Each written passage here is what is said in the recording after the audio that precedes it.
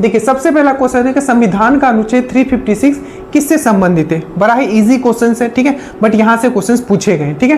तो ये है आपका वित्त आपातकाल, राष्ट्रीय शासन, ठीक है, राष्ट्रपति शासन, युद्ध की स्थिति या आपका चुनाव आयोग। तो आपको पता है सबसे पहले आपने 3 तरीके का आपातकाल आपने देखा है। सबसे पहला जो होता है वो होता है आपका 352 में आपने देखा होगा, जिसको हम लोग बोलते हैं राष्ट्रीय आपातकाल या नेशनल इमरजेंसी, ठीक है।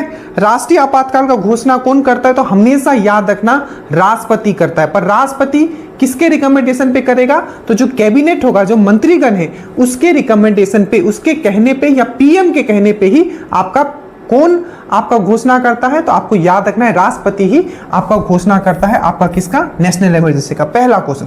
दूसरा याद रखिएगा 3 बार आपका नेशनल इमरजेंसी लगा है। सबसे पहले कब लगा था, तो 1962 में लगा था, इंडिया और चाइना का जब वार हुआ था। उसके बाद आपका 1971 में लगा, जब बांग्लादेश को स्वतंत्र करवाया गया, मतलब लिबरेशन ऑफ बांग्लादेश, बांग्लादेश को ऐसे स्वतंत्र राज्य देश के रूप में देखा गया, तब पाकिस्तान के साथ हुआ 1971 में। तो एक क्वेश्चन भी पूछा जाता है कि बांग्लादेश एज ए कंट्री कब फॉर्म हुआ था, एक देश के रूप में कब फॉर्म हुआ था, तो 1971। और लास्ट में एक बार जो हुआ, ठीक है, जिसका नाम दिया गया था आंतरिक अशांति, दैट मीन्स इंटरनल डिस्टर्बेंस के नाम पे आपका इंदिरा गांधी के द्वारा लगाया गया था, तो 1975। तो 3 बार लगा है, 1962 Indo China war, 1971 India Bangladesh और इंडिया और पाकिस्तान और बांग्लादेश को ऐसे देश के रूप में आज़ादी दिलाया गया, और लास्ट 1975 जो कि आंतरिक अशांति के नाम पे किसने लगाया था, तो इंदिरा गांधी ने लगाया था। तो ये है आपका नेशनल इमरजेंसी, जिसका घोषणा कौन करेगा, तो आपका राष्ट्रपति करेगा। उसके बाद है आपका वित्त आपातकाल। वित्त आपातकाल के जो बारे में बात किया गया है 3रे नंबर में है, और ये आपका 360 में आपका आता है, याद रखिएगा। ये अभी तक भारत में एक बार भी नहीं लगा है। इसके बाद आपका 2रे नंबर पे आता है आपका स्टेट इमरजेंसी, ठीक है। स्टेट इमरजेंसी जो है याद रखिएगा 4 आपको ऐड करना है, 1952, उसके बाद 4 ऐड करोगे तो आपका आ जाएगा 356। तो 356 में क्या बताया गया है, तो आपका स्टेट इमरजेंसी के बारे में बताया गया है, राज्य आपातकाल के बारे में बताया गया है, या इसी को हम लोग प्रेसिडेंट रूल भी हम लोग कहते हैं। तो संविधान का अनुच्छेद 356 किससे रिलेटेड है, तो 356 जो है आप देखोगे तो ये है आपका राष्ट्रपति शासन से रिलेटेड है। इसका सही आंसर हो जाएगा, ये चीज आपको याद रखना है। देखिए अगर हम लोग राष्ट्रपति शासन का बात करते हैं या स्टेट इमरजेंसी का बात करते हैं, तो एक चीज आपको ध्यान रखना है। एक क्वेश्चन पूछा गया था कि बिहार में सबसे पहले कब लगा था, तो 1968 में। ये बिहार पुलिस का ही क्वेश्चन है कि बिहार में सबसे पहले आपका जो राष्ट्रपति शासन है वो कब लागू हुआ, तो 1968 में। वहीं आपका क्वेश्चन चेंज किया था, बिहार पुलिस का ही क्वेश्चन है क्या, कि क्वेश्चन ये था कि सबसे पहले कौन से राज्य में आपका जो राष्ट्रपति शासन लागू हुआ था, तो आपको याद रखना है वो है आपका पंजाब। और ये पंजाब में कब लागू हुआ ये भी पूछा गया है, तो 1951 में लागू हुआ था। ये चीज आपको याद रखना है। तो ये कुछ इमरजेंसी की बातें हैं जो आपको याद रखना है। साथ ही साथ आपको याद रखना है जो इमरजेंसी का हम लोग बात करते हैं, ठीक है, तो जो हमारा मौलिक अधिकार है वो हमसे छीन लिया जाता है। क्वेश्चन पूछा जाता है कि कौन सा ऐसा मौलिक अधिकार है जो हमसे नहीं छीना जाता है, तो अनुच्छेद नंबर आपका 20 और 21 जो है आपका आपसे नहीं छीना जाता है। और यही मैं आपका बात करूं जो इमरजेंसी का जो ये कंसेप्ट है, ठीक है, इमरजेंसी जो हम लोग लगाते हैं, ठीक है, तो जो इमरजेंसी का जो कंसेप्ट है हमने कहां से लिया है, तो यहां 2 चीज आपको समझ के रखना है, कंफ्यूज मत करना। अगर क्वेश्चन में दिया हुआ है कि इमरजेंसी का जो एक कंसेप्ट है, आपातकाल का जो कंसेप्ट है हमने कहां से लिया है, तो गवर्नमेंट ऑफ इंडिया एक्ट, ठीक है, government of India act 1935। Even आपका बिहार पुलिस में ही क्वेश्चन पूछा गया था कि जो हमारा संविधान है उसके जो मूल ढांचा है, मैक्सिमम चीज वो कहां से लिया गया है, कहां के संविधान से लिया गया है, तो याद रखना कहीं के संविधान से नहीं लिया गया, हर संविधान से कुछ ना कुछ लिया गया, पर मैक्सिमम जो चीज लिया गया है वो आपको भारतीय शासन अधिनियम 1935, that means government of India act 1935 से लिया गया है। इसी से आपका इमरजेंसी का भी कंसेप्ट लिया गया है। तो अगर पूछे कि इमरजेंसी का कंसेप्ट कहां से लिया गया है, तो आपको याद रखना है 1935 का गवर्नमेंट ऑफ इंडिया एक्ट से लिया गया। बट यही क्वेश्चन आपको चेंज कर दिया जाए, क्वेश्चन में ये लिखा हो कि जो इमरजेंसी के समय जो आपका जो मौलिक अधिकार होता है उसको सस्पेंड कर दिया जाता है, ये चीज कहां से लिया गया है, तब आप मारोगे जर्मनी। तो इसमें क्वेश्चन आप समझ के रखना, ठीक है। तो ये पहला क्वेश्चन था, आपको इसमें बहुत चीज जानने को मिला है, तो इतना चीज कम से कम आप याद रखिएगा, ठीक है। दूसरा क्वेश्चन है आपका कि राज्यपाल का क्षमादान की शक्ति, ठीक है। देखिए स्टेट का एग्जाम है, तो स्टेट से भी आपको आर्टिकल से बहुत सारे पूछे गए। तो यहां पूछा कि राज्यपाल को क्षमा देने की शक्ति किस अनुच्छेद में है। देखिए क्षमादान का शक्ति हम लोग बात करते हैं, तो इसका जो सही आंसर हो जाएगा ये हो जाएगा 161। देखिए क्षमादान का शक्ति जिसको हम लोग इंग्लिश में बोलते हैं पार्डन। मैं फिर से बोलता हूं, जितने भी, ठीक है, हिंदी में वर्ड है उसको मोस्ट इंपोर्टेंट जितने भी वर्ड है उसको आप इंग्लिश में भी याद रखा कीजिएगा, ठीक है। क्या कीजिएगा, इंग्लिश में भी याद रखा कीजिएगा। अब देखिए जैसे कि राज्यपाल को क्षमा देने की शक्ति, ठीक है, किस अनुच्छेद में है, तो आपको याद रखेगा 1961, ठीक है। बट याद रखिएगा जो राज्यपाल है वो डेथ सेंटेंस मतलब होता है मृत्यु दंड को वो माफ नहीं कर सकता है, पहला पॉइंट। दूसरा आपको ये भी याद रखना है, क्या प्रेसिडेंट मृत्यु दंड को माफ कर सकता है, आप बोलोगे यस। क्या प्रेसिडेंट कोर्ट मार्शल मतलब होता है जो आर्मी का जो लॉ होता है, क्या उसमें अपना जजमेंट रख सकता है, तो आप बोलोगे यस। मृत्युदंड में भी रख सकता है और आपका कोर्ट मार्शल में भी रख सकता है। तो यहां पूछा कि राज्यपाल को क्षमा देने की शक्ति किस अनुच्छेद में है, तो आपने बोला 161। यही क्वेश्चन आपको पूछा जाएगा कि अगर प्रेसिडेंट का, ठीक है, जो क्षमादान की शक्ति है वो किस में है, तो आप बोलोगे 72, ठीक है। 72 जो आर्टिकल है वो आपका क्षमादान का शक्ति बताता है, आपका किसका, प्रेसिडेंट का। और 161 आर्टिकल क्या बताता है, किसका क्षमादान का शक्ति बताता है, तो आपका गवर्नर का, ठीक है। अब यहाँ दो ये जो है 161, 163 और 164 बहुत ही इंपॉर्टेंट है। 163 ये बोलता है कि राज्य में क्या होगा, एक मंत्री परिषद होगा, एक मंत्रीगण होगा, मंत्री परिषद होगा, क्या होगा। तो क्वेश्चन आपको पूछा जाएगा किस अनुच्छेद में ये बताया गया है कि राज्य में एक मंत्री परिषद होगा जिसका हेड आपका चीफ मिनिस्टर होगा, और ये मंत्री परिषद का काम क्या होगा, आपको प्रेसिडेंट को हेल्प करने के लिए, प्रेसिडेंट को ऐड करने के लिए, ऐड मतलब AID, ठीक है। तो कौन से अनुच्छेद में मंत्री परिषद के बारे में बताया गया है जो कि प्रेसिडेंट को हेल्प करेगा, तो अनुच्छेद 163। नेक्स्ट क्वेश्चन यही आपको चेंज करेगा, ये सब क्वेश्चंस पूछे गए हैं कि कौन से अनुच्छेद में ये बताया गया है, ध्यान से, कौन से अनुच्छेद में ये बताया गया है, या इस तरीके से पूछा गया था क्वेश्चन कि अपॉइंटमेंट ऑफ सीएम मतलब सीएम का जो अपॉइंटमेंट किया जाएगा ये कौन से अनुच्छेद में है, तो आपको याद रखिएगा सीएम का जो अपॉइंटमेंट है वो 64 में है। याद रखिएगा सीएम का अपॉइंटमेंट बोले या सीएम के रिकमेंडेशन पे जितने भी मंत्री परिषद है उनका अपॉइंटमेंट बोले, ये कौन से अनुच्छेद में है, तो 64 में। और अपॉइंटमेंट इनको कौन करेगा, तो गवर्नर करेगा। तो सीएम का अपॉइंटमेंट या मंत्री परिषद का जितने भी मंत्री हैं, ठीक है, उनका अपॉइंटमेंट कौन सा अनुच्छेद में, 164 में। और मंत्री परिषद के बारे में किस में बताया कि एक मंत्री परिषद होगा राज्य में जो कि प्रेसिडेंट का हेल्प करेगा, तो 163 में। ये भी चीज आपको अच्छे से याद रखना है। और ये है आपका क्षमादान का शक्ति, आपको याद रखना है, ये है 161 में। और आपका प्रेसिडेंट का जो क्षमादान का शक्ति है ये है आपका 72 में, ठीक है। चलिए क्वेश्चन नंबर 3 है, आप देखिए कि किस अनुच्छेद में राष्ट्रपति को क्षमादान, मैंने अभी बताया राष्ट्रपति का जो क्षमादान का बताया गया है वो आपका 72 में बताया गया। थोड़ा फास्ट करेंगे, ठीक है। तो राष्ट्रपति का जो क्षमादान के बारे में बताया गया है वो आपका 72 में बताया गया। उसके बाद अनुच्छेद 74 में क्या बताया गया है, तो जैसे कि मैंने बोला स्टेट में क्या मैंने बोला 163, सेम चीज स्टेट में 163, इसी तरीके से याद रखो, ठीक है। तो जैसे कि राज्य में क्या होगा, एक मंत्री परिषद होगा आपका गवर्नर को हेल्प करने के लिए, उसी तरीके से आपको याद रखना है कि संघ में एक मंत्री परिषद होगा, ठीक है। वो कौन सा अनुच्छेद में बताया गया है, वो अनुच्छेद नंबर 74 में बताया गया है कि संघ में एक मंत्री परिषद होगा जो कि आपका क्या करेगा, प्रेसिडेंट को हेल्प करेगा, ठीक है। 76 क्या बताता है, तो 76 आपका बताता है, आपको किसके बारे में बताता है, जल्दी से बताइए। तो 76 जो है आपका किसके बारे में बताता है, तो ये बताता है आपका अटॉर्नी जनरल के बारे में, महान्यायवादी के बारे में। तो अगर आपको मैं पूछूं कि अटॉर्नी जनरल किस में है, तो अटॉर्नी जनरल जो है आपका 76 में है, ठीक है, जिसको बोलता है महान्यायवादी। तो अटॉर्नी जनरल जो है आपका 76 में है। और एक आपका अटॉर्नी जनरल का जैसा ही होता है आपका राज्य में एडवोकेट जनरल, तो 76 में है आपका अटॉर्नी जनरल और 165 में है आपको याद रखना है एडवोकेट जनरल। तो 165 में कौन है, आपका एडवोकेट जनरल, और 76 में कौन है, आपका अटॉर्नी जनरल, याद रखिएगा। और कैग कौन से अनुच्छेद में है, तो कैग जो है आपका कंपोर्टेंट ऑडिटर जनरल जो है अनुच्छेद 148 में है। ये चीज आपको याद रखना है, ठीक है, याद रहेगा, बहुत अच्छा।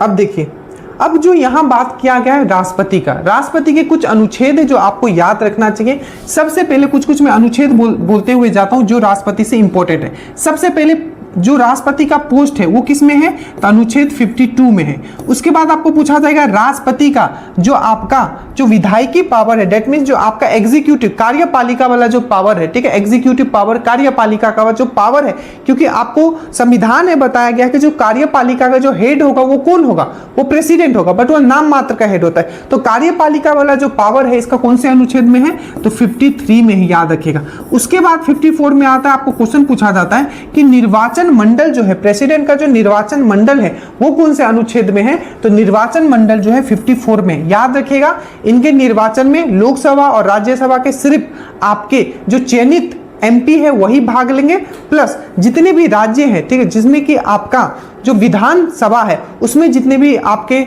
जो चयनित है, मतलब चयनित हो क्या है वो भाग लेंगे, प्लस आपका दिल्ली और पुडुचेरी जो विधानसभा है वहां जो चयनित हो क्या है वही आपका भाग लेंगे। तो दिल्ली, पुडुचेरी, लोकसभा, राज्यसभा और विधानसभा के चयनित लोग इनके में पार्टिसिपेट करते हैं। इसके बाद एक क्वेश्चन आपका इसी में पूछा गया था कि इनका इलेक्शन के बारे में किसमें बताया गया है, तो इलेक्शन का जो इनका मुद्दा है वो अनुच्छेद 55 में बताया गया है, ठीक है। उसके बाद याद रखिएगा, ठीक है, कि इनका जो आपका जो ओथ है, ओथ इनको कौन दिलाते हैं, ठीक है, शपथ इनको कौन दिलाते हैं, तो चीफ जस्टिस ऑफ इंडिया दिलाते हैं, जो कि आपका कौन से अनुच्छेद में है, तो 60 अनुच्छेद जो है, आर्टिकल नंबर 60 जो है, इसमें इनका किसके बारे में बताया गया है, तो आपका शपथ के बारे में बताया। एक बहुत इंपॉर्टेंट आर्टिकल आता है 61, महाभियोग। तो महाभियोग के बारे में किसमें बताया गया है, तो आपको याद रखना है महाभियोग के बारे में जो आपको बताया गया है वो 61 में आपका बताया। और महाभियोग में कौन भाग लेंगे, तो लोकसभा और राज्यसभा के जितने भी चाहे मनोनीत है चाहे चयनित है वो लोग ही भाग लेते हैं, आपका अनुच्छेद 61 में बताया गया है, याद रखिएगा। और याद रखिएगा, इनको हटाने का जो संकल्प है वो लोकसभा में भी लाया जा सकता है और राज्यसभा में भी लाया जा सकता है। इनको हटाने के लिए जो संकल्प लाया जाता है इम्पीचमेंट के लिए, महाभियोग के लिए।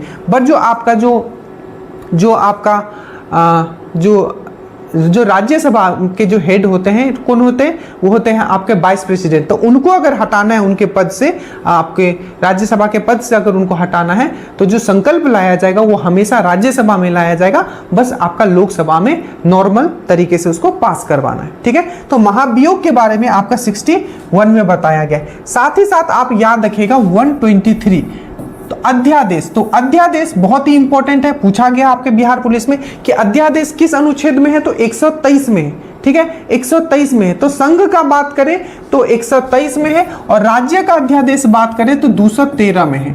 तो राज्य में जो अध्यादेश लाएगा वो गवर्नर लाएगा और जो संघ में जो अध्यादेश लाएगा वो आपका कौन लाएगा, तो वो आपका प्रेसिडेंट लाएगा। ये चीज आपको समझ के रखना है 123। और ये भी क्वेश्चन पूछा गया है, तो अध्यादेश कब लाया जाता है आपको पता है, तो अध्यादेश को कितने समय में पास करवा लेना चाहिए, तो जैसे ही पार्लियामेंट खुलेगा 6 सप्ताह के अंदर पास करवा लेना चाहिए। ये भी चीज आपको याद रखना है। इनका एक अनुच्छेद आप और याद रखोगे, ठीक है, इनका एक अनुच्छेद आप और याद रखोगे, वो है आपका 143। इसमें अनुच्छेद में क्या बताया गया है कि आपका एडवाइजरी पावर, कि इनके पास एक ये अनुच्छेद में बताया गया है कि जो प्रेसिडेंट जो है किसी भी लॉ के मुद्दे पे, ठीक है, वो क्या कर सकते हैं, सुप्रीम कोर्ट से क्या कर सकते हैं, एडवाइस ले सकते हैं, पर जरूरी नहीं है कि उनका एडवाइस वो मानेंगे ही, ठीक है। तो ये कुछ क्वेश्चन है जो आपको समझ के रखना है, ठीक है। चलिए क्वेश्चन नंबर 4 पे आते हैं कि भारतीय गणराज्य में कार्यपालिका शक्ति किसके पास होती है। मैंने अभी समझाया कि जो कार्यपालिका का जो हेड होता है वो कौन होता है, तो कार्यपालिका का जो हेड होता है वो होता है आपका कौन होता है, तो कार्यपालिका का जो हेड होता है वो होता है आपका प्रेसिडेंट होता है। बट ये नाम मात्र का हेड होता है, क्या होता है, ये नाम मात्र का हेड होता है, ठीक है।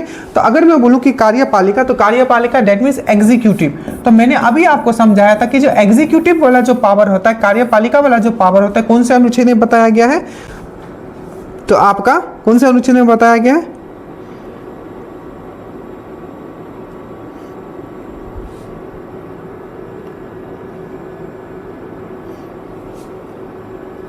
तो कौन सा अनुच्छेद में बताया, मैंने अभी बताया था 53 में बताया गया, ठीक है। तो कार्यपालिका का जो पावर है इसका किसमें बताया गया है, आपका अनुच्छेद 53। बट याद रखिएगा ये नाम मात्र का ही आपका क्या होता है, ये आपका हेड होता है, रियल हेड जो होता है वो पीएम होता है। पर संविधान के हिसाब से भारतीय गणराज्य, गणराज्य मतलब रिपब्लिक कार्यपालिका की शक्ति किसमें होगा, तो आपका प्रेसिडेंट में होगा, ठीक है, याद रखिएगा।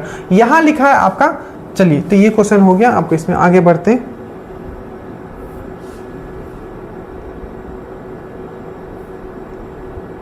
क्वेश्चन नंबर 5 पे आए कि संविधान के किस अनुच्छेद में भारत का नाम वर्णित है।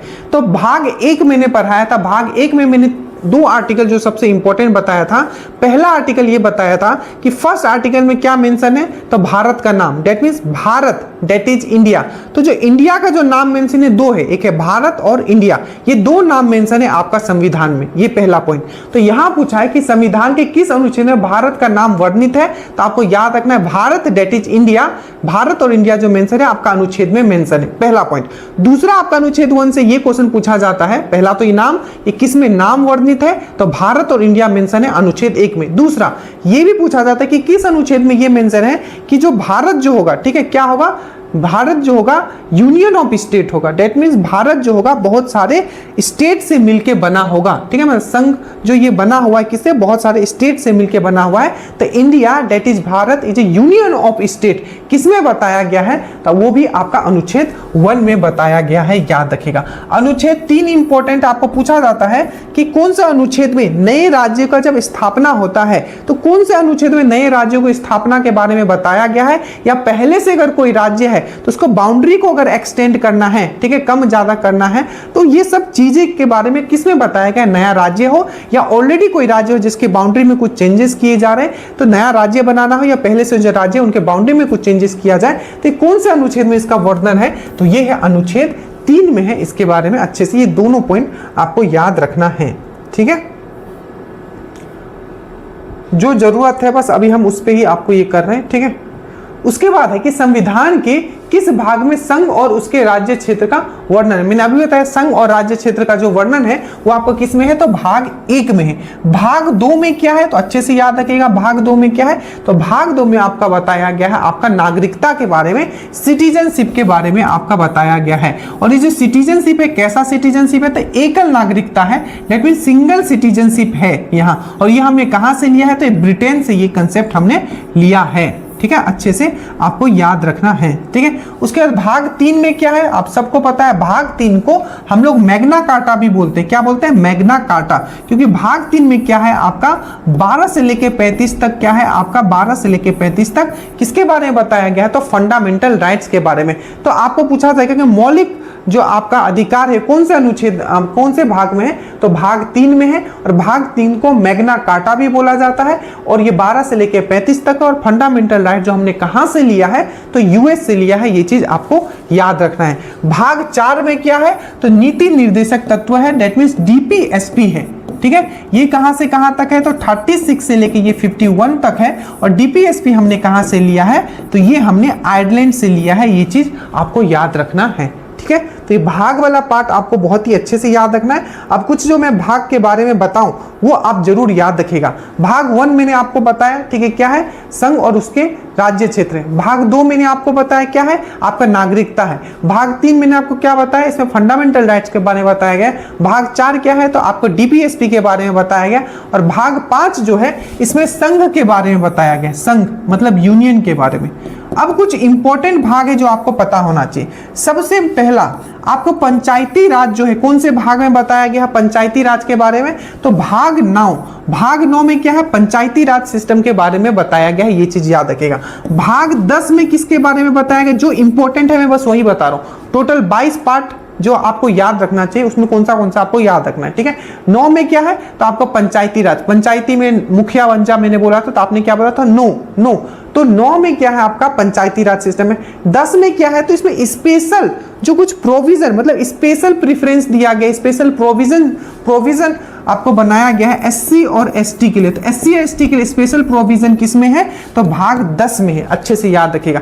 इसके बाद याद रखिएगा भाषा के बारे में, मतलब आपका संघ का भाषा के बारे में कौन से अनुच्छेद में, कौन से भाग में बताया गया है, तो भाग 17 में आपको याद रखना है, आपका भाषा के बारे में बताया गया है। और इमरजेंसी आपको पूछा जाता है, इमरजेंसी के बारे में किस में है, तो पार्ट 18 जो है, पार्ट 18 आपको पूछा जाएगा, पार्ट 18। तो आपका जो इमरजेंसी है वो कौन से भाग में है, तो भाग 18 में इमरजेंसी के बारे में बताया गया, आपातकाल के बारे में बताया। और अमेंडमेंट बहुत इंपॉर्टेंट है, संशोधन के बारे में, अमेंडमेंट के बारे में किसने बताया गया है, तो पार्ट 20 में बताया गया है। ये चीज आपको याद रखना है। उसी प्रकार से एक बहुत इंपॉर्टेंट है भाग 15। तो 15 में किसके बारे में बताया गया है, तो याद रखिएगा इलेक्शन कमीशन के बारे में बताया गया है। ये चीज बहुत अच्छे से याद रखिएगा, जो भी चीज मैंने आपको यहां बताया। 17 भाषा, 5 संघ, ठीक है, 10 एससी एसटी के बारे में, 9 पंचायती राज, 15 इलेक्शन कमीशन, 18 इमरजेंसी और 20 जो है आपका अमेंडमेंट के बारे में बताया गया है, संशोधन के बारे में आपको बताया गया है। अच्छे से ये चीज याद रखिएगा, ठीक है। उसके बाद है आपका क्वेश्चन नंबर 7, संविधान के अनुसार भारत किस प्रकार का गणराज्य है। हम सबको पता है भारत किस तरह, देखो प्रियम्बल में जितने भी शब्द है आपको याद रहना चाहिए, चाहे दरोगा दे लो, चाहे बिहार पुलिस, चाहे बीएसएस है, क्योंकि पूछ लिया जाता है इसमें कौन सा शब्द है जो प्रियम्बल में मतलब प्रस्तावना में नहीं है, ठीक है। तो वही पूछा है संविधान के अनुसार भारत किस प्रकार का गणराज्य है, तो धर्मनिरपेक्ष है, समाजवादी हो, लोकतांत्रिक, तीनों है, याद रखिएगा। इसमें कुछ नहीं था, ये जब आया था आपको टिक मारना था, तीनों, ठीक है। उसके बाद है आपका कि संविधान सभा की पहली बैठक। संविधान सभा बहुत ही इंपॉर्टेंट टॉपिक है, जो आपका पीडीएफ है उसमें बहुत ही अच्छे से आपको लिख के भी दिया गया है। देखिए संविधान सभा का बात करें तो सबसे पहला तो यहाँ क्वेश्चन हम लोग कर लेते हैं कि संविधान सभा का जो पहला बैठक हुआ था वो कब हुआ था, तो आप बोलोगे 9 दिसंबर। यहाँ से बहुत क्वेश्चन पूछे गए। सबसे पहले हम लोग बात करते हैं जो संविधान सभा जो बना था वो किस मिशन के अंदर बना था, तो आपको याद रखना है वो जो बना था कैबिनेट मिशन, जो कि आपका 1946 में आपका आया था। तो आपको पूछा जाएगा संविधान सभा किस मिशन के अंदर बना था, तो याद रखिएगा कौन सा मिशन आया था, तो कैबिनेट मिशन जो कि 1946 में आया था उसके अंदर ये बना था, ठीक है। कैबिनेट मिशन आपको अच्छे से याद रखना है। अब याद रखना इसका जो पहला बैठक जो हुआ था, ये पहला बैठक जो हुआ था 9 दिसंबर, ठीक है, 1946 को हुआ था। और ये भी पूछा गया कि ये कहां हुआ था, तो आपको याद रखना ये न्यू दिल्ली में हुआ था, ठीक है। इसका जो आखिरी बैठक हुआ था ये कब हुआ था, तो आखिरी बैठक जो हुआ था 24 जनवरी आपको 1950 को हुआ था। 24 जनवरी 1950 को हुआ था, ये आखिरी बैठक था। पहला बैठक 9 दिसंबर 1946, आखिरी बैठक 24 जनवरी 1950। कुछ चीज आपको याद रखना है, 24 जनवरी 1950 को 2 चीज हुआ था, हमारा नेशनल एंथम जनगण मन और नेशनल सॉन्ग वंदे मातरम। तो नेशनल एंथम और नेशनल सॉन्ग ये दोनों जो एक्सेप्ट किया गया था वो कब किया गया था, तो आपको याद रखना है 24 जनवरी 1950 को ही किया गया था। अगर मैं संविधान सभा का बात करूं, याद रखिएगा, ठीक है, पहला बैठक जो 9 दिसंबर 1946 को हुआ था, तो अस्थायी चेयरमैन किसको बनाया गया था, तो सच्चिदानंद सिन्हा को अस्थायी चेयरमैन इसका बनाया गया था, ठीक है, या प्रेसिडेंट बनाया गया था। दूसरा तो स्थायी किसको बनाया गया था, तो डॉक्टर राजेंद्र प्रसाद को स्थायी रूप से क्या बनाया गया था, आपको याद रखिएगा आपका संविधान सभा का क्या बनाया गया था, आपका प्रेसिडेंट या चेयरमैन आपका बनाया गया था, याद रखिएगा। उसी प्रकार से क्वेश्चन पूछा जाता है जो संविधान सभा था इसमें प्रस्तावना किसके द्वारा, प्रस्तावना जो होता है ऑब्जेक्टिव रिजोल्यूशन, तो प्रस्तावना प्रियम्बल जो होता है उसका क्या पहले प्रस्ताव लाया गया था, तो ऑब्जेक्टिव रिजोल्यूशन जो लाया गया था वो किसके द्वारा लाया गया था प्रस्तावना के लिए, ठीक है, तो वो लाया गया था JL नेहरू के द्वारा लाया गया था।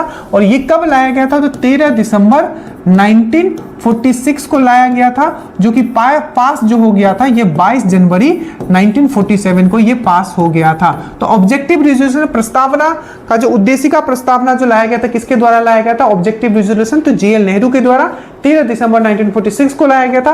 और पास कब हो गया था, तो 22 जनवरी 1947 को ये पास हो गया था। ये भी चीज आपको याद रखना है, ठीक है, समझ में आया, ये सब चीज आपको याद रखना है। कुछ चीज अगर हम लोग यहाँ डील करें, जैसे कि 26 नवंबर 1949 एक क्वेश्चन पूछा जाता है, ठीक है, कि जो हमारा संविधान है, ठीक है, उसको एडॉप्ट कब किया गया, मतलब अंगीकृत, मतलब उसको एक्सेप्ट कब किया गया। मतलब एक होता है एडॉप्ट करना, मतलब अपनाया कब गया, और एक होता है इंप्लीमेंट करना, मतलब लागू करना। तो आपको पूछा जाएगा कि सबसे पहले संविधान जो आपका कॉन्स्टिट्यूशन है, ठीक है, उसको किसने अपनाया था, तो संविधान सभा ने अपनाया था। ये भी पॉइंट आपको दिमाग में रखना है, ठीक है। तो सबसे पहला पॉइंट आपको पूछा जाएगा कि संविधान को कब अपनाया गया, एडॉप्ट कब किया गया। तो याद रखिएगा अपनाया कब गया था, तो 26 जनवरी 1949 को। पहला पॉइंट, पहला क्वेश्चन, कब अपनाया गया, 26 नवंबर 1949 को। इसीलिए यहां से क्वेश्चन में पूछा जाता है कि संविधान दिवस हम लोग कब मनाते हैं, तो याद रखिएगा 26 नवंबर को ही हम लोग क्या मनाते हैं, हम लोग संविधान दिवस हम लोग मनाते हैं, याद रखिएगा। वही एक क्वेश्चन फिर से पूछा जाएगा कि संविधान को हमने इंप्लीमेंट कब किया, ठीक है। तो इंप्लीमेंट जब किया गया था, अंगीकृत जब किया गया था पूरे भारत में, तो कब किया गया था, 26 जनवरी 1950 को किया गया था। तो एक कंसेप्ट याद रखना, सबसे पहले संविधान दिवस हम लोग कब मनाते हैं, ठीक है, कॉन्स्टिट्यूशन डे कब मनाते हैं, तो 26 नवंबर को मनाते हैं, ठीक है। हमारा संविधान कब अपनाया गया, तो आपको याद रखना 26 नवंबर 1949 को अपनाया गया। नेक्स्ट अगर आपको पूछा जाएगा, ठीक है, कि फिर अपनाया गया तो फिर इसको लागू कब किया गया, तो 26 जनवरी आपका 1925 को लागू किया गया। ये सब चीज आपको याद रखना है, ठीक है। चलिए उसके बाद आगे चलते हैं।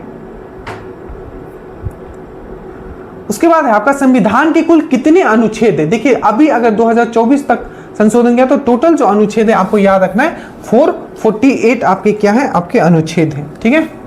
उसके बाद भारत का संविधान क्या बोला है कि भारत में संविधान दिवस कब मनाया जाता है, मैंने अभी बताया था। भारत में संविधान दिवस कब मनाया जाता है, 26 नवंबर को हम लोग संविधान दिवस हम लोग मनाते हैं। ये चीज आपको याद रखना है, ठीक है। तो जो डिस्कस कर दिए तो उसको कुछ टाइम वैसे। लोकसभा का कार्यकाल कितने दिन का होता है, लोकसभा का कार्यकाल, देखिए जो लोकसभा के जनरली जो कार्यकाल होता है वो 5 वर्ष का होता है, पहला पॉइंट। बट 5 वर्ष से पहले भी इसको क्या किया जा सकता है, इसको डिसॉल्व किया जा सकता है।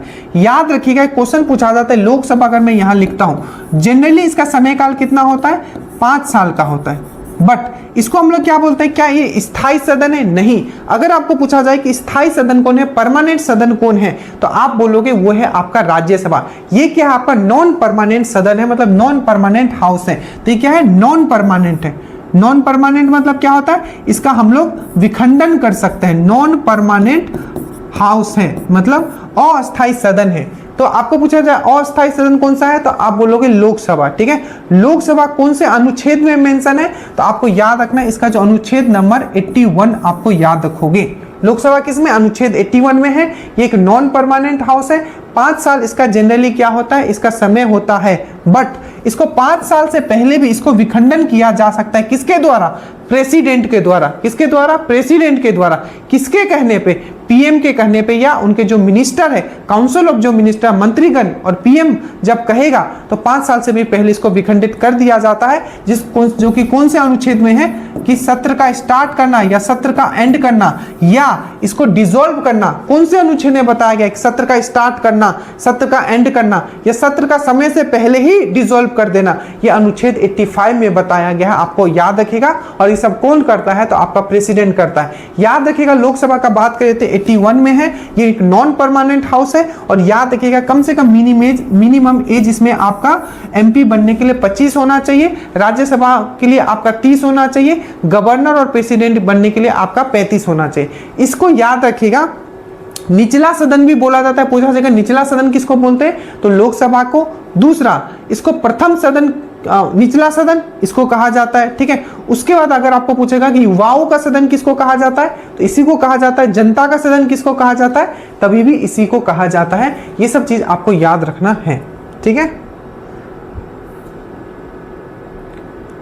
आगे चलिए। उसके बाद है आपका कि किस वर्ष संविधान को लागू किया गया था, तो मैंने अभी बताया संविधान को लागू कब किया गया था। तो आपको अभी मैंने बताया कि संविधान को अपनाया कब गया था, तो 26 नवंबर आपका 1949 में अपनाया गया। 26 नवंबर 1949 को आपको अपनाया गया। तो 1949 में आपका अपनाया गया, ठीक है। बट यहां पूछा कि लागू कब किया गया था, तो लागू 26 जनवरी 1949 को क्या हो गया, अपनाया गया। और 26 जनवरी, ठीक है, 1950 को क्या हो गया, ये पूरे भारत में क्या हो गया, आपका पूरे भारत में क्या हो गया, ये लागू हो गया। ये चीज याद रखिएगा। यहाँ 1952 ये बहुत इंपॉर्टेंट डेट है, अगर आपको याद हो, किसी को याद है, इससे बहुत बार आपके एग्जाम्स में क्वेश्चन बने कि कम्युनिटी डेवलपमेंट प्रोग्राम, ठीक है, कम्युनिटी डेवलपमेंट प्रोग्राम कब आया था, ठीक है, तो आपको याद रखना है कम्युनिटी डेवलपमेंट प्रोग्राम कब आया था, तो आपको याद रखना है सामुदायिक विकास, ठीक है, कार्यक्रम, सामुदायिक विकास कार्यक्रम, इसको बोलते हैं कम्युनिटी डेवलपमेंट प्रोग्राम कब आया था, तो 1952 में आया था। ये चीज आपको याद रखना। 1950 इसलिए भी इंपॉर्टेंट है, अगर आपको एक डेट याद हो, जैसे जैसे डेट याद करवाऊं उसी तरीके से आपको भी, एक स्टूडेंट हो आप टीचर नहीं हो, तो सोचना उसी तरीके से स्टूडेंट पॉइंट ऑफ व्यू से। डेट जब देखो तो माइंड में आप थोड़ा ये करो, जैसे 1950 हमने देखा, तो 15 मार्च 1950 में क्या हुआ था, क्वेश्चन बार बार आपको पूछा जाता है। तो योजना आयोग का जो फॉर्मेशन हुआ था 15 मार्च 1950 में हुआ था। पहला क्वेश्चन 1952 में क्या हुआ था, तो सामुदायिक विकास कार्यक्रम, दरोगा में भी बहुत बार पूछा जा चुका है, कम्युनिटी डेवलपमेंट प्रोग्राम 1952 में आया था। और 1949 देखें तो आपका ही बिहार पुलिस का क्वेश्चन है कि जो आपका जो आरबीआई है, आरबीआई का जो फॉर्मेशन हुआ था वो हुआ था आपका 1935 में, ठीक है, अधिनियम कौन सा था, 1934 का था, ठीक है, और इसका जो राष्ट्रीयकरण किया गया था वो 1949 में किया गया था। तो ये सब क्वेश्चंस आपके पूछे गए कि आरबीआई का राष्ट्रीयकरण कब हुआ था, तो 1949 में हुआ था। किस वर्ष संविधान को लागू किया गया, तो आपको याद रखना है 26 जनवरी 1950 को लागू किया गया। तो इसी तरीके से आपको दिमाग में रखना है, जब भी आप कोई क्वेश्चंस देखते हो तो उसी तरीके से आपको सोचना है, ठीक है। उसके बाद है आपका कि भारत के संविधान की प्रस्तावना में कितने शब्द है। एक चीज, जब ये वीडियो अगर आप देख रहे हो तो इसको कम से कम 1.5x के स्पीड से देखिएगा, ठीक है, ताकि आप फास्ट इसको कंप्लीट कर पाओ। भारत के किस भारत का जो प्रस्तावना है, ठीक है, प्रस्तावना में कितने शब्द है, तो याद रखिएगा टोटल जो है आपका 73। अब मैं फिर से बोलता हूं, जितने भी शब्द दिए हुए हैं, सोवरिन, सोशलिस्ट, सेकुलर, इंटीग्रिटी, जितने भी शब्द है प्लीज एक बार आप उसको अच्छे से जरूर देखिएगा, ठीक है। अभी हम लोग क्वेश्चंस पे आते हैं। भारत के संविधान के प्रस्तावना में कितने शब्द है, तो आपको याद रखना है 73। तो सबसे पहला क्वेश्चन कितने वर्ड है, तो आप बोलोगे कितने वर्ड है, तो आप बोलोगे 73 वर्ड है। दूसरा क्वेश्चन पूछा जाएगा प्रस्तावना हमने कहां से लिया है, तो यूएस के संविधान से लिया है। तीसरा क्वेश्चन पूछा जाता है कि प्रस्तावना में, ठीक है, कितने बार आपका संशोधन हुआ है, तो आप बोलोगे एक बार, सिर्फ एक बार। और आपको पूछा जाएगा कि कौन सा ये जब एक बार हुआ था तो इसका कितना बार हुआ, एक बार हुआ, सिर्फ एक बार। और कौन सा संविधान संशोधन, तो 42वां संविधान संशोधन जो हुआ था, जिसको आपका मिनी कॉन्स्टिट्यूशन भी बोलते हैं, इसके द्वारा क्या हुआ था, इसमें आपका संशोधन किया गया और 3 शब्द जोड़े गए थे। क्या था, सेकुलर, सोशलिस्ट और इंटीग्रिटी। सेकुलर मतलब धर्मनिरपेक्ष, ठीक है, सोशलिस्ट मतलब समाजवाद और इंटीग्रिटी मतलब अखंडता। तो सेकुलर, सोशलिस्ट और इंटीग्रिटी क्या हुआ था, ये सब। तो सबसे पहले कितने वर्ड है, टोटल 73 वर्ड है, ठीक है। कहां से हमने लिया है प्रीएम्बल का कंसेप्ट, प्रस्तावना का कंसेप्ट, तो यूएस से लिया है, ठीक है। इसमें कितनी बार अमेंडमेंट हुआ है, तो सिर्फ एक बार हुआ है। कब हुआ था, तो 42वां संविधान सभा 42 अमेंडमेंट 1976। क्या हुआ था, तो 3 शब्द जोड़े गए थे। आपको कौन सा, तो सेकुलर, सोशलिस्ट और इंटीग्रिटी, ठीक है, धर्मनिरपेक्ष, समाजवाद और अखंडता, आपको ये जोड़ा गया था। ये चीज आपको याद रखना है, ठीक है। तो ये है आपका प्रीएम्बल। और याद रखिएगा प्रीएम्बल को हम लोग क्या बोलते हैं, heart and soul of constitution, ठीक है, दिल और आत्मा बोलते हैं। संविधान का जो दिल और आत्मा कौन है, तो वो प्रीएम्बल है बोला जाता है, ठीक है। बट यही चीज अगर पूछेगा बी.आर. अम्बेडकर के द्वारा कौन सा, किसको हम लोग आत्मा और दिल बोलते हैं, तो वो है आपका अनुच्छेद 32 को बोलते हैं, ठीक है, संवैधानिक उपचार को। आगे चलते हैं। उसके बाद है आपका ये 12 से 35 कर लीजिए, ठीक है, कुछ नहीं है कि मौलिक अधिकार किस अनुच्छेद से कहां से कहां तक। याद रखिएगा मौलिक अधिकार का अगर हम लोग बात करें तो भाग कितना है, तो मौलिक अधिकार का जो भाग है, याद रखिएगा भाग कौन सा है, तो 3 में है। हमने कहां से लिया है मौलिक अधिकार, तो यूएस से लिया है।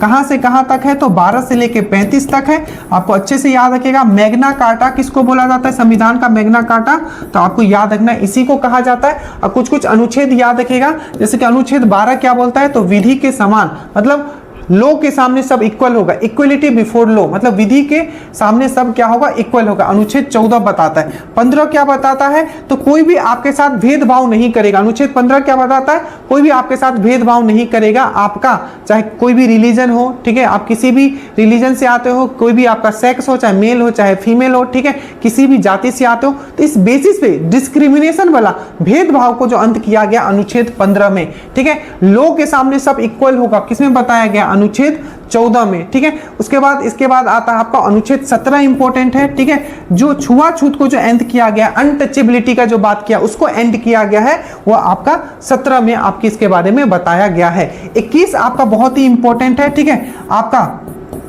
आपको जीने का जो अधिकार मिला है, राइट टू लाइवलीहुड, ठीक है, आप फ्रीली जी पाओ, ठीक है, राइट टू लाइवलीहुड आपका कौन सा, अनुच्छेद 21। आपको विदेश जाने का जो अधिकार है कौन सा है, अनुच्छेद 121। शादी करने का जो आपका अधिकार है उसमें अनुच्छेद 21, ठीक है, याद रखिएगा। आपका उसके बाद जो 23 जो है बहुत इंपॉर्टेंट है, ठीक है, 23 और 24। 23 में क्या बताया गया है, जो आपका बंधुआ मजदूर है और जो ह्यूमन ट्रैफिकिंग है, ठीक है, लोगों को क्या कर देते हैं, बहला फुसला के ले जाते हैं, लड़का हो लड़की हो, ठीक है, तो जो ह्यूमन ट्रैफिकिंग को जो एंड किया गया है और बंधुआ मजदूर को जो एंड किया गया है अनुच्छेद 23 में। 24 में क्या बताया गया है कि 14 साल से नीचे के बच्चों को काम नहीं करवाया जा सकता है, वो एक अपराध है, वो अनुच्छेद 24 में बताया गया है। उसके बाद आपका 23-24 में 25 वाला भी याद रखिएगा, 25 में बताया गया है कि आप किसी भी धर्म को मान सकते हो, किसी भी धर्म को मान सकते हो, उसका प्रैक्टिस कर सकते हो, ये आपके ऊपर है, अनुच्छेद 25 में बताया गया है। 29 और 30 बहुत इंपॉर्टेंट है, जो आपको पूछा जाता है, दरोगा में भी पूछा गया। इसमें 29 और 30 जो है बेसिकली माइनॉरिटी के लिए, माइनॉरिटी जितने भी हैं, ठीक है, माइनॉरिटी मान लो जो एससी और एसटी हो गया, क्या हो गया, वो माइनॉरिटी में आते हैं, तो उनके लिए जो स्पेशल राइट्स का बात किया गया है वो किसमें बताया गया है, उनका स्पेशल राइट वो अनुच्छेद 29 में बताया गया। और उनके लिए स्पेशल एजुकेशन इंस्टीट्यूशन का जो बात किया गया है वो अनुच्छेद 30 में बताया गया। तो 29 और 30 स्पेशली माइनॉरिटी के राइट्स के लिए बताया गया है, ये भी आपका दरोगा में आ चुका है, ठीक है। तो ये सब आपको याद रखना है। इसका 12 से 35 तक हो गया, 32 तक हो गया। मौलिक अधिकार किस अनुच्छेद में है, तो आपका पार्ट 3 12 से लेके 35 तक, ठीक है। उसके बाद भारत का कौन सा अनुच्छेद कानून के समक्ष समानता का बात करता है, मैंने अभी बताया कानून के समक्ष समानता का बात कौन करता है, तो वो है आपका ये अनुच्छेद कौन 19 क्या बात करता है, तो आपका एक्सप्रेशन, फ्रीडम ऑफ एक्सप्रेशन, बोलने की आजादी का बात करता है। अनुच्छेद 21 क्या बात करता है, मैंने अभी बताया आपको, ठीक है, जीने का अधिकार जो आपको मिला है, शादी करने का जो अधिकार मिला है, विदेश घूमने का जो अधिकार मिला है, वो सब आपका अनुच्छेद 21 में बताया गया। अनुच्छेद 32 कौन सा है, तो अनुच्छेद 32 जो है आपका, इसको बोला जाता है संविधान का राइट टू कॉन्स्टिट्यूशनल रेमेडीज, ठीक है, बी.आर. अंबेडकर के द्वारा इसको ही आपको क्या माना जाता है, आपका संविधान का हार्ट एंड सोल माना जाता है, बी.आर. अंबेडकर के द्वारा, याद रखिएगा। क्योंकि अगर आपका फंडामेंटल राइट्स टूटता है तो जो आपका सुप्रीम कोर्ट जो है, सुप्रीम कोर्ट 5 तरीके का रिट जारी करती है, कौन से अनुच्छेद के अंदर, 32 अनुच्छेद के अंदर, याद रखिएगा। वही जो हाई कोर्ट जो आपका रिट जारी करेगी वो कौन सा अनुच्छेद के अंदर, तो 226 अनुच्छेद के अंदर। तो हाई कोर्ट अनुच्छेद, हाई कोर्ट रिट जारी करेगा, रिट जो जारी करता है 226 के तहत, और जो सुप्रीम कोर्ट जो रिट जारी करता है वो 32 के थ्रू करता है, ये चीज याद रखिएगा। संविधान का कौन सा अनुच्छेद कानून के समक्ष समानता का बात करता है, तो ये अनुच्छेद 14 है, ये चीज आपको याद रखना है, ठीक है। उसके बाद है आपका भारत में पहली बार संविधान को संशोधन किया गया था। देखिए अभी टोटल जो अभी संशोधन मैंने बहुत अच्छे से आपको डिटेल में पढ़ा है। अब यहाँ क्विक बताइए कि भारत में पहली बार संविधान संशोधन कब किया गया था, तो आपको पता है कि पहली बार जो किया गया था वो किया गया था 1951 में। कब क्या किया गया था, तो 9वां शेड्यूल, 9वां अनुसूची जो है, ठीक है, 9वां अनुसूची जो जोड़ा गया था, ठीक है, जो 9वां अनुसूची जोड़ा गया था वो 1951 का जो पहला संविधान संशोधन हुआ था उसमें क्या हुआ था, तो 9वां अनुसूची जोड़ा गया था, ठीक है। और 9वां अनुसूची में क्या है, तो भूमि सुधार रिलेटेड जो कानून है वो 9वां अनुसूची में बताया गया। अगर मैं बोलूं कि मूल संविधान में कितने अनुसूचियां थी, कितने शेड्यूल थे, तो आप बोलोगे मूल संविधान में 8 अनुसूचियां थी। 9वां अनुसूची कब जोड़ा गया, तो 9वां अनुसूची जो जोड़ा गया था, पहला अमेंडमेंट जो हुआ था, फर्स्ट अमेंडमेंट, पहला संशोधन जो हुआ था 1951 में जोड़ा गया 9वां अनुसूची। तो 10वां अनुसूची कब जोड़ा गया, तो 10वां अनुसूची जो जोड़ा गया था कौन से अमेंडमेंट के द्वारा, संशोधन के द्वारा, तो 52 अमेंडमेंट 1985 के द्वारा जोड़ा गया। इसमें क्या है 1985 में जोड़ा गया, तो इसमें 10वां जो अनुसूची है जो कि 52, सबसे पहले मूल संविधान में कितने अनुसूची थे, तो आपने बोला 8 अनुसूची थे। दूसरा आपको क्वेश्चन पूछा जाएगा, क्या पूछा गया कि तो 9वां अनुसूची किससे जोड़ा गया, तो पहला संविधान संशोधन जो हुआ था उससे 9वां अनुसूची जोड़ा गया जिसमें एंटी डिफेक्शन लॉ का बात किया गया, भूमि सुधार कानून के बारे में बात किया है। तो 10वां अनुसूची किससे जुड़ा, तो 52 अमेंडमेंट 1985 आया, इससे क्या हुआ आपका 10वां अनुसूची जोड़ा गया जिसमें दल बदल कानून के बारे में बताया गया। उसके बाद 11वां और 12वां आपने पढ़ा होगा, ये पंचायती राज सिस्टम के बारे में बताता है और ये म्युनिसिपल कॉर्पोरेशन के बारे में बताता है। और ये जो जोड़ा गया था ये 73 अमेंडमेंट के द्वारा जोड़ा गया और ये जो है आपका 74 अमेंडमेंट के द्वारा जोड़ा गया। टोटल जो अभी है हमारा 12 अनुसूची है। 11वां अनुसूची में पंचायती राज सिस्टम जुड़ा, 11वां अनुसूची जोड़ा गया 73 अमेंडमेंट के द्वारा, और म्युनिसिपल कॉर्पोरेशन जो होते हैं वो 12वां अनुसूची के जोड़ा गया 74 अमेंडमेंट के द्वारा। ठीक है, दोनों 1992 में। ठीक है, याद रहेगा। अब यहां तक कि भारत में पहली बार संविधान संशोधन कब किया गया, तो 1951 में किया गया, 9वां अनुसूची जोड़ा गया। ठीक है, 1952 से मैंने अभी बताया था आपका कम्युनिटी डेवलपमेंट प्रोग्राम जो है 1952 में लाया गया। 1953 से क्या क्वेश्चन बनता है, बार बार याद करो, तो फैजल अली कमीशन, जिसको हम लोग बोलते हैं आपका स्टेट रीऑर्गेनाइजेशन कमीशन।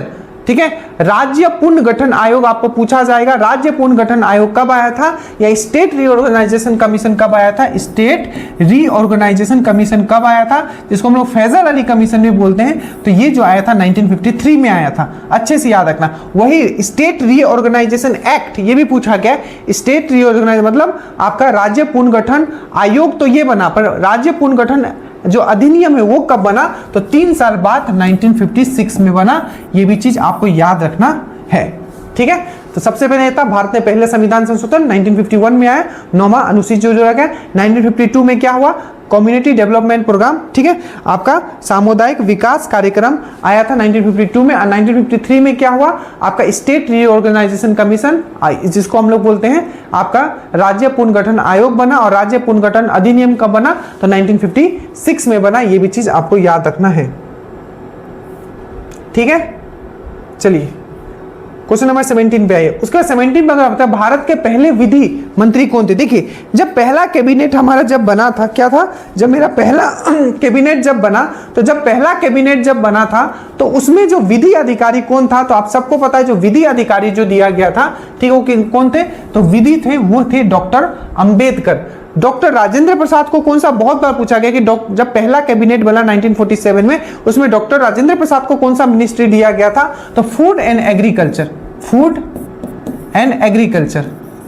ठीक है, फूड एंड एग्रीकल्चर मिनिस्ट्री दिया गया था। ठीक है, उसके बाद अगर जवाहरलाल नेहरू की बात करेंगे तो ये पीएम तो थे ही। ठीक है, उसके साथ ही साथ आपको ये भी याद रखना है, ठीक है, जो कॉमनवेल्थ मतलब बाहरी वाला जितना भी होगा, कॉमनवेल्थ या आपका जो बाहर वाला जितनी भी अफेयर्स होंगे, कॉमनवेल्थ अफेयर्स जितना भी था वो सब आपके जवाहरलाल नेहरू के अंदर ही था। श्याम प्रसाद मुखर्जी का था तो इनको इंडस्ट्री मिनिस्टर के रूप में देखा गया था या दिया गया था, इंडस्ट्री मिनिस्टर। दो चीज याद रखना, एक याद रखना डॉक्टर राजेंद्र प्रसाद जिनको फूड एंड एग्रीकल्चर दिया गया था, दूसरा आपको जगजीवन राम, ठीक है, जगजीवन राम। ठीक है, तो जगजीवन राम जो थे, ठीक है, जगजीवन राम जो थे, इनको लेबर मिनिस्टर दिया गया था, लेबर मिनिस्ट्री दिया गया था। ये चीज आपको याद रखना है। ठीक है, तो भारत के पहले विधि अधिकारी डॉक्टर अंबेडकर। डॉक्टर अंबेडकर से ये भी चीज आपको याद रखना है कि ये जो हेड थे, ड्राफ्टिंग कमेटी जो आया था, तो टोटल मेंबर कितने थे ड्राफ्टिंग कमेटी में, इंक्लूडिंग चेयरमैन, तो टोटल मेंबर जो थे याद रखिएगा 7 थे, और चेयरमैन कौन थे, बी आर अम्बेडकर। साथ में ये भी याद रखिएगा ड्राफ्टिंग कमेटी कब फॉर्म हुआ था, तो 29 अगस्त, ये पूछा जा चुका है, 29 अगस्त आपका 1947 में आपका फॉर्म हुआ था, 29 अगस्त 1947 में आपका ये फॉर्म हुआ था। ये चीज आपको याद रखना है। ठीक है, चलिए उसके बाद नेक्स्ट पे हम लोग आते हैं।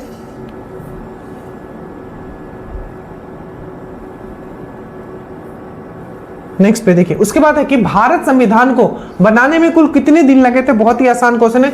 2 साल 11 माह 18 दिन लगा था, 2 साल 11 माह 18 दिन लगा था। ये पहले भी रिपीट हो चुका है, आप लोग इसको कर चुके होंगे, 2 साल 11 माह 18 दिन, ठीक है।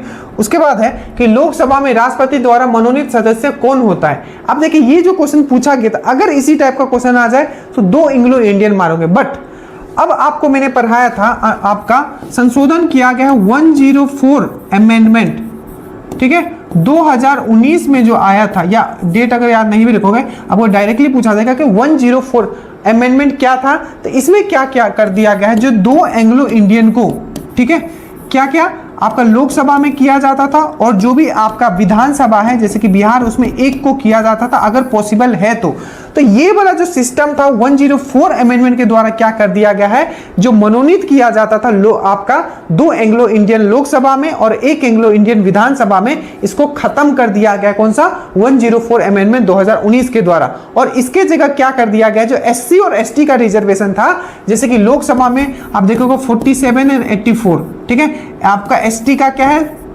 47 रिजर्व है और एससी का कितना है 84 रिजर्व है। तो एससी और एसटी का जो रिजर्वेशन था इसको कंटिन्यू किया गया और 10 साल और आगे बढ़ा दिया गया।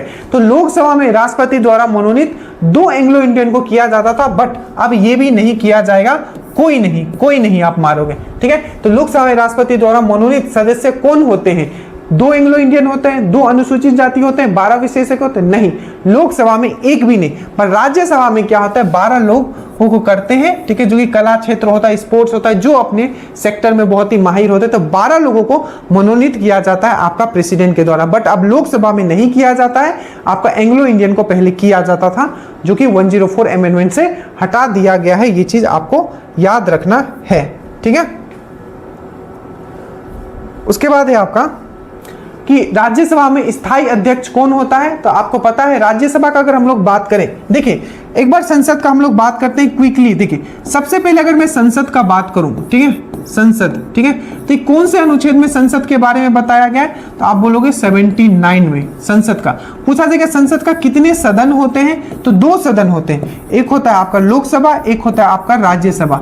बट अगर आपको पूछेगा संसद का कितना भाग होता है, तो 3 भाग, सदन 2 भाग 3, तीसरा भाग होता है प्रेसिडेंट। तो जो आपका जो लोकसभा बनता है बेसिकली याद रखिएगा 3 भाग से बनता है। लोकसभा मतलब संसद जो है 3 भाग से बनता है, लोकसभा, राज्यसभा और प्रेसिडेंट। लोकसभा कौन से अनुच्छेद में है, तो मैंने बताया था 81 में है। राज्यसभा किस में है, तो आपका ये 80 में है। और प्रेसिडेंट का पोस्ट के बारे में किस में बताया गया है, तो 52 नंबर में। और संसद कौन से में है, तो 79 में है। अब जो ये राज्यसभा है, राज्यसभा, तो राज्यसभा के जो पदेन अध्यक्ष होते हैं, मतलब राज्यसभा में कोई अध्यक्ष चुना नहीं जाता है। जैसे लोकसभा में क्या होता है, जब नया लोकसभा चुन के आता है हर 5 साल के बाद, तो उसी में से क्या होता है, एक आपका लोकसभा का स्पीकर को आपको चयनित किया जाता है, ठीक है, चयनित किया जाता है। बट जो राज्यसभा है उसका जो चेयरमैन होगा वो हमेशा आपका वाइस प्रेसिडेंट होगा। इसीलिए वाइस प्रेसिडेंट को कभी भी आपका उसका जो पेमेंट है वो वाइस प्रेसिडेंट के रूप के लिए नहीं मिलता है, वो आपका राज्यसभा का अध्यक्ष के लिए मिलता है। तो राज्यसभा का क्या पूछा कि राज्यसभा में स्थायी अध्यक्ष कौन होता है, मतलब पदेन अध्यक्ष है इसका, तो वो है आपका उपराष्ट्रपति। आप कुछ अनुच्छेद याद रखो। सबसे पहले कौन से अनुच्छेद में यह बताया गया है कि जो आपका उपराष्ट्रपति जो होगा पदेन अध्यक्ष होगा या एक्स ऑफिसियो होगा, किसका, आपका राज्यसभा का। तो पदेन अध्यक्ष के बारे में बताया गया कि जो आपका जो उपराष्ट्रपति है वो किसका आपका पदेन अध्यक्ष होगा, तो आपका राज्यसभा होगा। 64 में बताया गया। 65 में क्या बताया गया वाइस प्रेसिडेंट से, तो टेम्पोररी प्रेसिडेंट, मान लीजिए कि किसी कारण से, ठीक है, आपका प्रेसिडेंट अपने पद पे नहीं है, तो 6 महीना के लिए एज ए टेम्पोररी प्रेसिडेंट कौन काम कर सकता है, तो आपका वाइस प्रेसिडेंट कर सकता है। ये कौन से अनुच्छेद में है, तो टेम्पोररी प्रेसिडेंट का जो बात किया गया 65 में बात किया गया। इसका पदेन अध्यक्ष जो होगा आपका राज्यसभा का, तो उसमें 64 में बात किया गया है। और इसका इलेक्शन का जो बात किया गया है किसमें किया गया है, आपका राज्य मतलब प्रेसिडेंट का जो इलेक्शन, वाइस प्रेसिडेंट का जो इलेक्शन का बात किया गया है वो 66 में किया गया है। ये भी चीज आपको याद रखना है। वेल प्रिपेयर्ड रहे, ठीक है, एकदम कूल माइंड से एग्जाम देने जाए। मैं फिर से कहता हूं, बस कोशिश ये करना है कि जितना भी टफ पेपर आ जाए, जो इजी एंड मॉडरेट क्वेश्चन है उसको गलत मत कीजिएगा। हर क्वेश्चन को आप 2 से 3 बार पढ़ें। पहले जितने भी आपके क्वेश्चन बन जा रहे हैं उसको बना लें, और जो नहीं बनाए उसको 2 से 3 साइकिल में कंप्लीट करें। आप इजिली 60 जो है कम से कम, अगर बहुत टफ है पेपर तभी भी 55 से 60 आप इजिली कर लोगे, और मॉडरेट है तो आप अच्छा करके आओगे, ठीक है। एकदम टेंशन फ्री होके जाइए, एकदम अच्छे से एग्जाम दीजिए। और इस चैनल की तरफ आप सपोर्ट आप तभी बनाओगे जब आप सब्सक्राइब करोगे। जय हिंद।